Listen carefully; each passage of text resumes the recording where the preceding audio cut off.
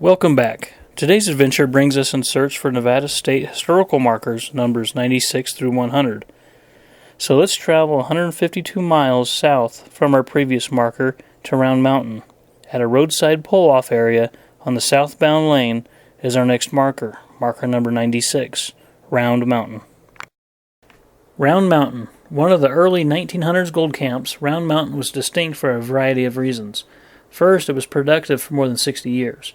However, there were other aspects of Round Mountain that also set it apart.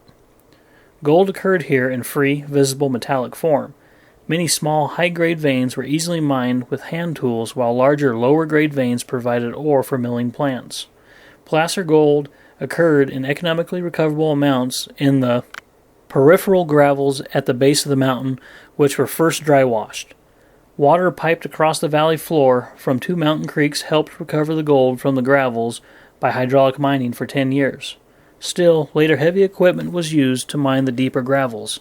A significant benchmark in local history occurred in 1929 when the early promoter and operator, Lewis D. Gordon, consolidated the many claims into Nevada Porphyry Gold Mines Incorporated. Nevada State Historical Marker, number 96. Just down the road, heading south on State Route 376, is the turnoff for State Route 377, Manhattan. Located in this small dirt lot, we find marker number 97, Manhattan, the Pine Tree Camp. Manhattan, the Pine Tree Camp. The Manhattan Mining District northeast of here was first organized in 1867. The place name persisted in local use and was adopted in 1905 when John Humphrey found gold at the foot of April Fool Hill near the old stage route. A typical boom followed. A post office was started late in 1905, and the camp soon had a telegraph, telephone, utilities, and businesses. Transport was to Tonopah and the railroad at Sodaville.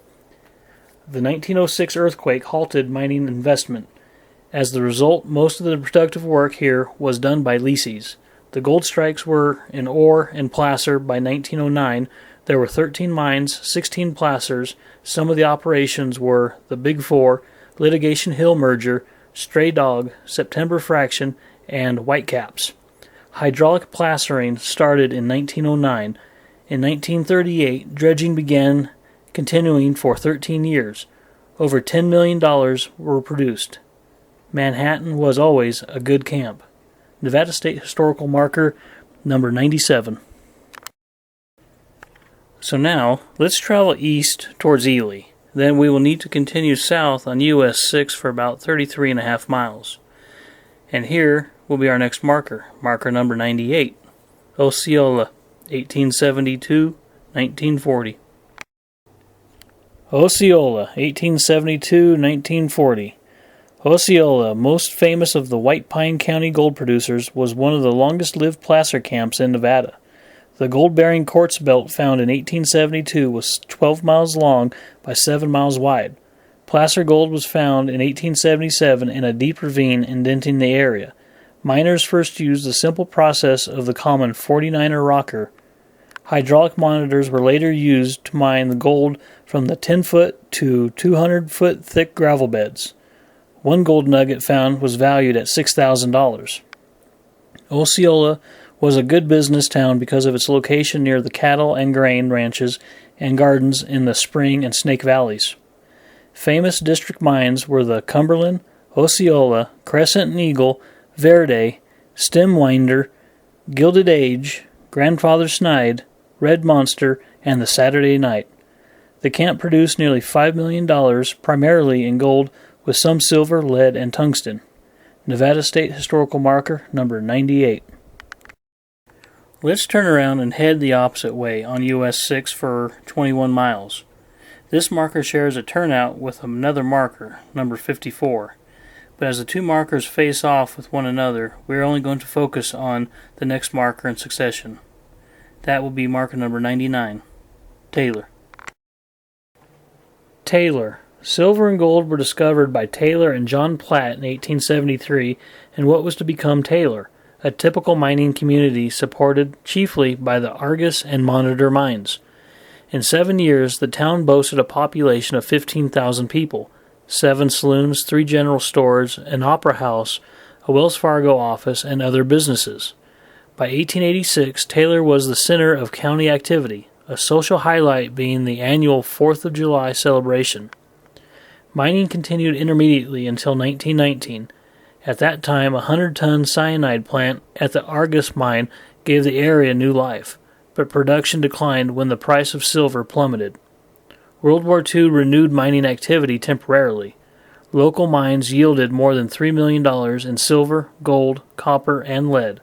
Nevada State Historical Marker, number 99.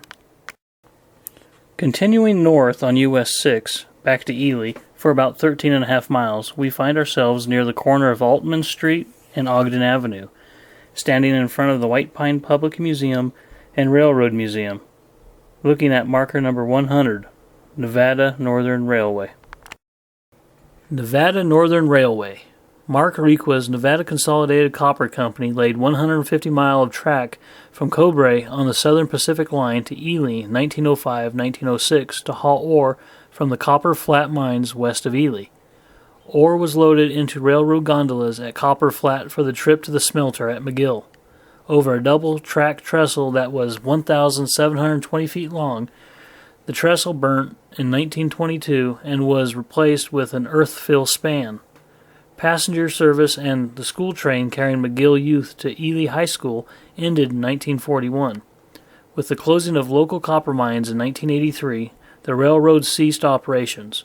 Currently, part of the line serves the Nevada Northern Railway Museum for live steam rides. The East Ely Shop complex for the railway was listed as a National Historic Landmark District in 2006. Nevada State Historical Marker number 100.